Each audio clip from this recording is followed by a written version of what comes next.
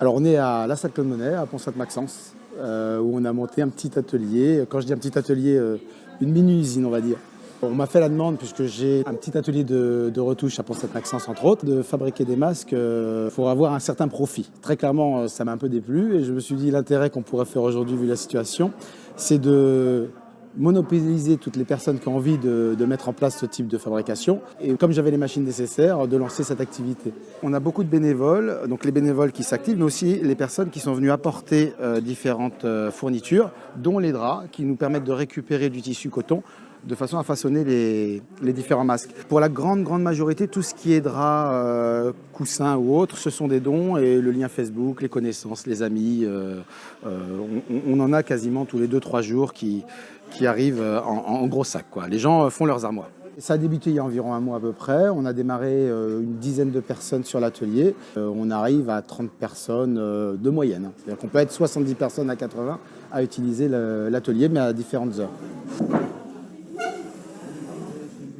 Moi, je suis là depuis le premier jour. Comment vous avez su qu'il y avait besoin de venir faire des masques? Sur Internet, et c'est ma fille qui m'a donné le numéro de téléphone de Cyril. Vous étiez couturière avant ça? Je faisais de la couture de toute ma jeunesse. Franchement, ça me fait un plaisir de rendre...